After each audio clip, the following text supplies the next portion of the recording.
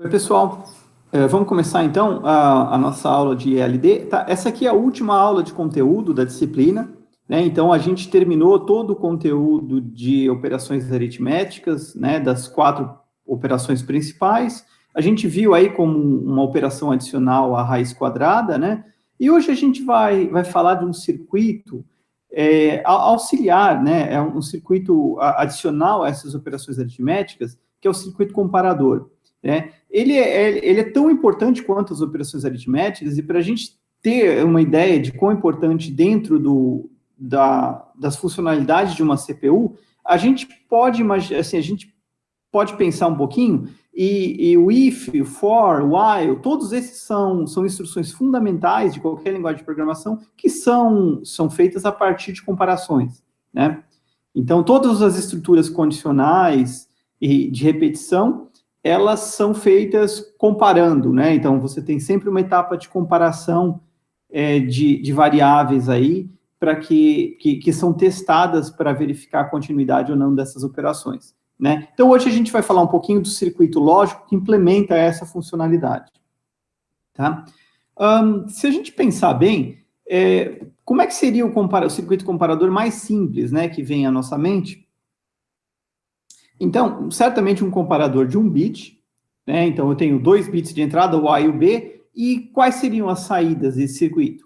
Eu tenho 3 saídas possíveis, certo? O A é maior, o B é maior, ou A é igual ao B, ok? Então, o nosso circuito seria representado por uma caixinha dessa, como está no slide, né? Com 2 entradas e 3 saídas, tá? Projetar um circuito desse tipo é muito fácil para vocês nessa altura do campeonato, certo? A gente preenche uma tabela verdade, e a partir da tabela verdade, uma tabela de 2 entradas, né, a gente vai criar um circuito, um subcircuito para cada uma das saídas, e a composição desses subcircuitos vai dar o circuito final, tá? A tabela é muito simples, né? Então, a gente tem quatro linhas aí, né? A gente tem a primeira e a última linha são casos simples, onde o A é igual ao B, né? Na segunda linha, eu tenho o A valendo 0 e o B igual a 1, significa que o B é maior. Na terceira linha, o A igual a 1, o B igual a 0, significa que o A é maior, né? E eu tenho as 3 saídas aí para cada para cada um dos conjuntos de entrada, certo? Muito simples, né? Extrair as equações a partir dessa tabela também é uma tarefa muito simples para vocês, né? Então, estão aqui as equações. Batendo o olho nas equações e na tabela, você já vê a relação entre elas, é realmente bem fácil, né? Pensar num circuito desse tipo. A questão é que não nos interessa só comparar números de 1 bit, né? A gente vai querer comparar números de n bits, 4 bits, 8 bits, 16 bits, e aí é interessante que a gente pense num circuito que seja escalável, certo? Então, vamos pensar em como é que a gente adapta esse circuito projetado para 2 bits, né? Então, vamos pensar agora que a gente tem 2 bits, né, 4 bits de entrada. O número A é o A1, A0, o número B é o B1, B0, certo? Então, aqui eu tenho, eu vou comparar bit a bit, né? Os bits mais significativos à esquerda e os menos significativos à direita, tá? E a primeira comparação que eu vou fazer é o A1 com o B1, certo? E aí eu vou ter esses resultados, né? Aqui tem um aspecto interessante, porque se um deles for maior que o outro, então o resultado da segunda caixinha ele já não me interessa mais, tá? O resultado não depende mais dessa comparação aqui. Se o A for maior que B, eu tenho que ter a saída A maior aqui e está encerrada a comparação, independente do que vier depois, né? Se o B for maior que o A, idem. Se o A for igual ao B, aí sim eu olho para o bit seguinte para saber, então, quem é o maior, né? Aí eu vou olhar para o A0 e para o B0 para ver, então, se existe um é maior que o outro, se ambos são iguais, né? Então, eu preciso de alguma forma de comunicação entre as caixinhas, onde a primeira caixinha na verdade, a mais significativa, né? Ela vai enviar um sinal para as caixinhas seguintes, né? Para a próxima na hierarquia aí, dizendo se já foi identificado que um número é maior que o outro, ou se ainda não foi identificado e a decisão tem que ser tomada no próximo bit, ok? O bit aqui que vai ser importante para essa tomada de decisão, na verdade, é o A igual ao B, certo? Se o A for igual ao B, significa que eu não tomei decisão de quem é maior nessa caixinha e eu vou precisar tomar na caixinha seguinte, né? Então, esse bit aqui, ele, de certa forma, ele tem que ser enviado para a lógica, né? Eu preciso de uma entrada para ele, de modo com que, a partir desse resultado, eu posso definir qual vai ser a funcionalidade da próxima caixinha, né? E fazendo isso, eu consigo encadear aí quantos bits eu quiser, certo? Então, esse A igual a B, agora, então eu vou ter um A igual a B out, tá? E um A igual a B in, né? Então, essa aqui é a entrada do A igual a B mais significativo, né? E essa aqui é a saída que vai para o menos significativo, certo? Então, eu vou ligar eles dois, né? E como é que vai funcionar a minha lógica, então? Se o A for igual a B nessa caixinha do mais significativo, então, eu não vou ter nenhum desses bits ativos, né? E a funcionalidade, assim, a funcionalidade continua a mesma do circuito. Eu vou tentar verificar se nesse nível o A é maior que o B, ou vice-versa, tá? Se for, eu tenho um resultado, se não for, eu continuo para o próximo bit, certo?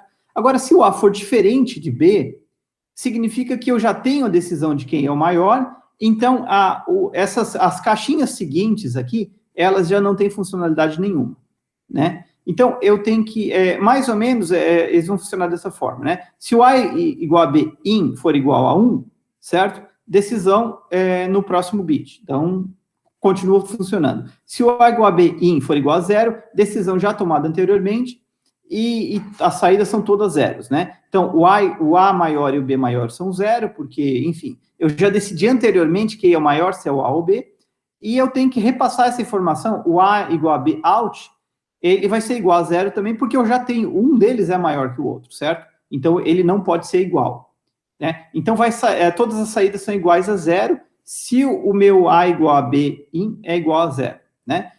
Voltando, então, para a tabela verdade, eu vou ter 3 entradas, eu vou ter que ter uma tabela um pouquinho maior, mas, na verdade, se a gente perceber bem, quando o A igual a B in, quando esse sinal aqui for igual a zero, todas as saídas são zero, certo? Quando o A igual a B in for igual a 1, eu tenho a mesma tabela que eu tinha no circuito anterior. O circuito funciona como descrito no slide anterior, certo? Então, eu só copiei a tabela, né, para essa parte a tabela anterior, para essa parte de baixo da tabela atual, ok? E aí eu terminei, então, de projetar o meu circuito aqui, né? Aqui estão as equações. Então, as equações são praticamente as mesmas, eu só vou fazer, né, uma operação de AND com A igual a B in. Então, se o A igual a B in for 0, ele vai zerar tudo. Se ele for 1, ele continua, as equações funcionam da mesma forma como funcionava no slide anterior, certo? Vamos passar aqui, então, para essa imagem, e ela traz a ligação, por exemplo, de 4 caixinhas dessa encadeada, né, para a gente fazer um circuito comparador de 4 bits.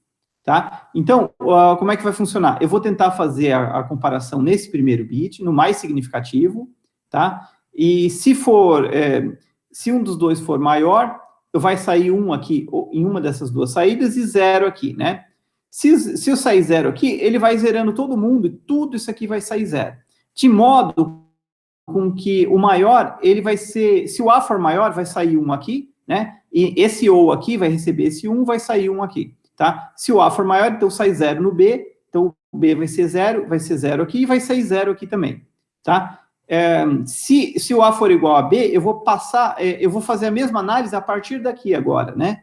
Então, saiu 0 aqui, saiu 0 aqui, saiu 0 aqui, né? E saiu 1 aqui, certo? Né? O A igual a B. Então, agora, esse segundo bit mais significativo, ele passa a ser o bit, né, que vai determinar a igualdade, e ele vai alimentar os ORs aqui embaixo da mesma forma, e se por acaso todos os bits forem iguais até o final, então eu vou ter todas as saídas A maior e B maior igual a 0, e eu vou ter essa única saída A igual a B out valendo 1, né? Então esse 1 ele vem para cá, e esse é o resultado da comparação, tá? Então esse aqui é um circuito comparador de 4 bits, né? E ele pode ser facilmente extensível para N bits. Então, se eu quiser um comparador de 32 por 32 bits, né, basta eu encadear 32 unidades de circuito iguais a essa, tá?